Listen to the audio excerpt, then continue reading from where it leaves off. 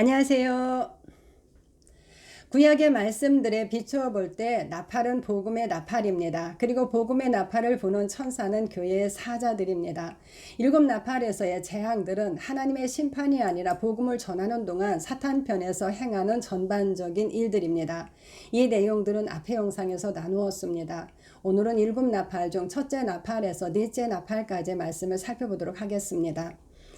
첫째 나팔과 둘째 나팔, 계시록 8장 7에서 9절입니다.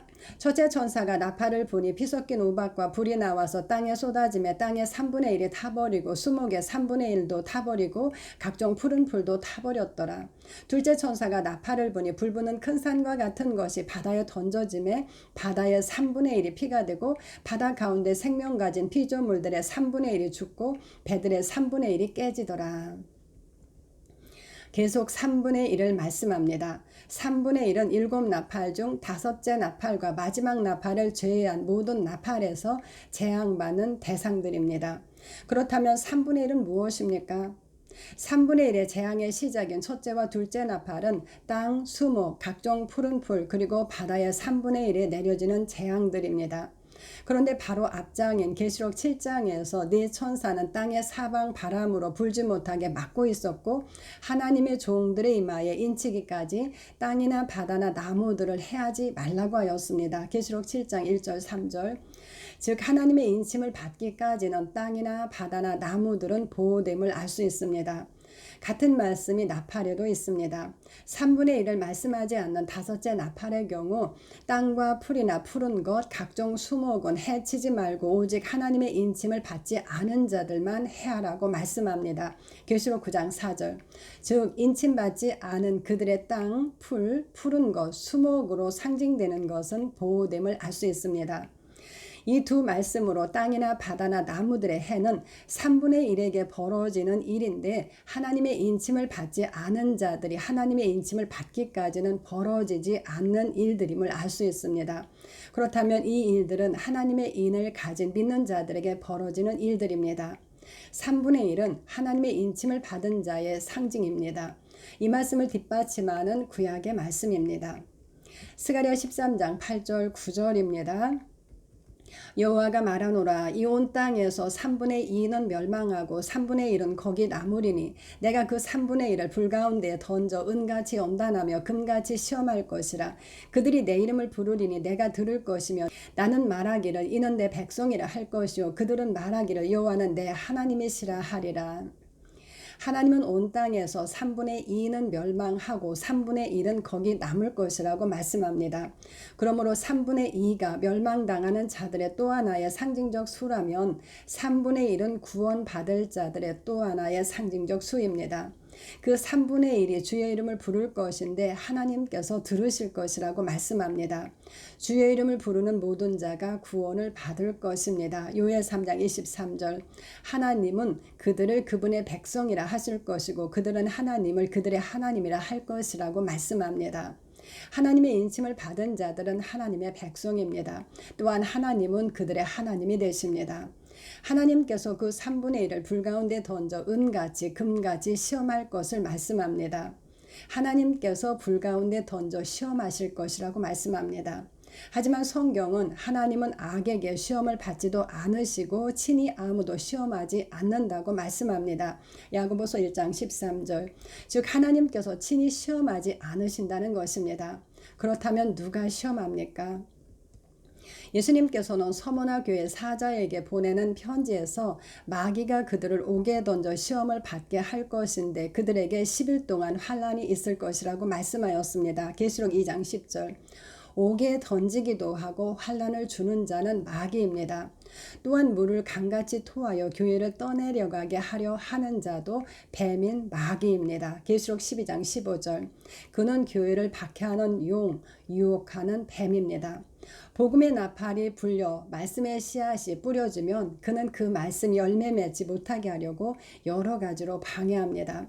그 모습이 일곱 나팔에서 3분의 1에게 일어나는 일들입니다. 성전 바깥마당은 밟힘을 당합니다. 계시록 11장 2절. 첫째 천사가 나팔을 불자 피 섞인 우박과 불이 나와서 땅에 쏟아져 땅의 3분의 1이 타버리고 수목의 3분의 1도 타버렸다고 말씀하였습니다. 첫째 나팔에서처럼 사탄이 하늘로부터 불을 내려 해를 주는 예는 욥기에서 찾아볼 수 있습니다. 욥의 종은 불이 하늘에서 떨어져 욥의 양들과 종들을 살라버렸다고 보고하였습니다. 욥기 1장 16절. 계시록은 피 섞인 우박과 불이 나와서 하나님의 인침을 받은 자들의 땅, 수목, 각종 푸른 풀로 상징되는 것들이 살라짐을 말씀합니다. 둘째 나팔에서는 불부는 큰 산과 같은 것이 바다에 던져져서 바다의 3분의 1이 피가 되는 재앙이 일어남을 말씀합니다. 바다를 해하는 일은 불부는 큰 산과 같은 것이 떨어져서 일어났습니다. 피는 인과 나팔 그리고 대접에서 계속 말씀하는 상징입니다. 둘째 대접과 셋째 대접은 바다, 강, 물, 근원이 피가 되는 재앙입니다. 계시록 16장 3, 4절. 그리고 이 재앙은 성도들과 사도들의 피를 흘리게 한 것을 갚아주시는 하나님의 참되고 의로운 심판이라고 말씀합니다. 즉 먼저 성도들의 피 흘림이 있었음을 의미합니다. 바벨론은 성도들의 피와 예수의 증인들의 피에 취한 자입니다. 계시록 17장 6절. 피는 순교만이 아니라 성도들이 당하는 박해와 억압 등 여러 가지 불이익들이 포함됩니다. 3. 셋째 나팔. 계시록 8장 10절 11절입니다.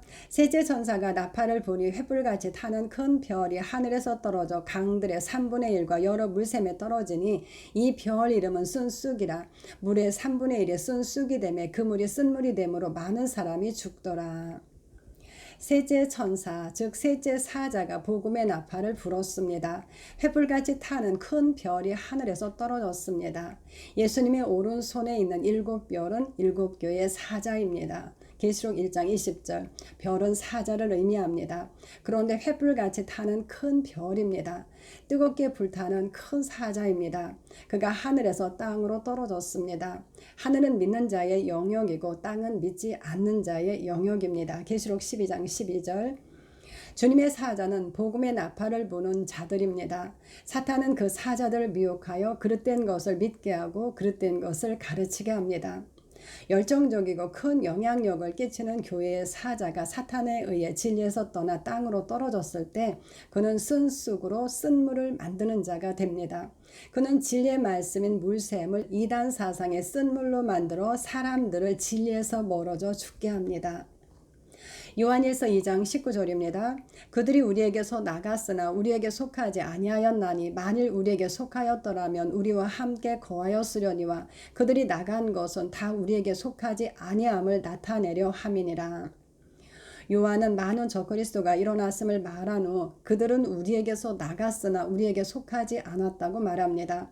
바울도 여러분들 중에도 어그러진 말을 하는 사람들이 일어날 줄을 안다고 에베소의 장로들에게 말하였습니다. 사도행전 20장 30절. 베드로도 거짓 선지자들이 백성 중에 일어났었다고 말하며 그들 중에 거짓 선생들이 있을 것이라고 말하였습니다. 베드로서 2장 1, 2절. 이단 사상들은 믿는 자들 중에 특히 사역자들 중에 일어나 가르치기 때문에 많은 사람이 쉽게 미혹을 받습니다. 또한 하늘에서 떨어진 별은 하늘에서 떨어진 사탄의 사자를 의미하기도 합니다. 그는 거짓 선지자로 주님의 종들을 깨어 행음하게 하고 우상의 제물을 먹게 하는 여자 이세벨로 말씀하기도 하였습니다. 계시록 2장 20절. 그는 다른 종교와 사상으로 쓴물을 만듭니다. 주님은 그의 자녀들, 즉 그를 따르는 자들을 사망으로 죽이실 것을 말씀하였습니다. 하나님과 분리되는 영적 죽음입니다. 그들은 사탄의 깊은 것을 아는 자들, 즉 사망인 사탄과 연합된 자들입니다. 계시록 2장 24절. 복음이 전해지면 사탄은 가만히 구경하지 않습니다. 영혼을 놓고 벌이는 싸움은 치열합니다. 사탄은 전략적으로 횃불같이 타는 큰 별을 하늘에서 떨어뜨려 더 많은 사람들이 구원에서 멀어지게 합니다. 사탄은 진리를 전하는 교회에 대항하여 거짓으로 미혹하여 진리에 서지 못하게 합니다. 진리를 왜곡시키고 잘못된 영으로 접근합니다. 많은 사람들이 주님께 돌아왔다가 잘못된 영의 인도를 받아 진리에서 떠나 미혹된 길로 가고 있습니다. 이 일은 초대교회도 있었고 지금도 있으며 앞으로 주님이 오실 때까지 계속 있을 것입니다. 그러므로 주님께로 돌아온 자들이 말씀으로 믿음의 뿌리를 내리는 일은 매우 중요합니다. 교회는 양육을 받아 강건해져야 합니다. 주님께서는 계시록을 통해 빼앗기지 말고 주님이 오실 때까지 굳게 잡고 있으라고 말씀합니다. 계시록 2장 25절, 3장 11절. 4. 넷째 나팔. 계시록 8장 12절입니다. 넷째 천사가 나팔을 보니 해 3분의 1과 달 3분의 1과 별들의 3분의 1이 타격을 받아 그 3분의 1이 어두워지니 낮 3분의 1은 비추임이 없고 밤도 그러하더라. 넷째 천사가 나팔을 불었습니다. 해 3분의 1과 달 3분의 1과 별들의 3분의 1이 타격을 받아 그 3분의 1이 비추임이 없다고 말씀합니다. 해, 달, 별은 자연이 밝힐 수 있는 모든 빛입니다. 믿는 자는 세상의 빛입니다. 사람들은 그 빛을 보고 하나님께로 돌아올 수 있습니다. 그런데 타격을 받아 낮 3분의 1도 밤 3분의 1도 비추임이 없다고 말씀합니다. 이는 교회가 빛을 비추지 못하는데 타격을 받았기 때문이라는 것입니다. 그것은 앞절에서 말한 이단 사상으로 돌아간 사자들과 그를 따르는 무리로 인한 타격일 수도 있습니다. 그로 말미암아 진리의 도는 비방을 받아 진리를 전하는 데 제한을 받게 됩니다. 또한 이단 사상은 아닐지라도 사탄은 진리를 가리어 교회가 온전한 복음을 전하지 못하게 합니다. 4대 교회처럼 교회는 영적인 잠을 자느라 빛이 되지 못하기도 합니다. 계시록 3장 1절. 그러므로 잠에서 깨어 죽은 자들 가운데에서 일어나라고 말씀합니다. 하나님의 빛이 이르렀으므로 일어나 빛을 비추라고 말씀합니다. 어둠이 아니라 빛의 아들임으로 정신을 차리라고 말씀합니다. 우리는 전에는 어둠이었지만 이제는 빛입니다. 빛이 되어 가는 것이 아니라 빛입니다. 그러므로 빛의 자녀들처럼 행하라고 말씀합니다. 에베소서 5장 8절. 교회가 저절로 빛으로 살 수 있었다면 이런 말씀을 하지 않았을 것입니다. 우리의 본질은 바뀌었지만 육신은 그대로입니다.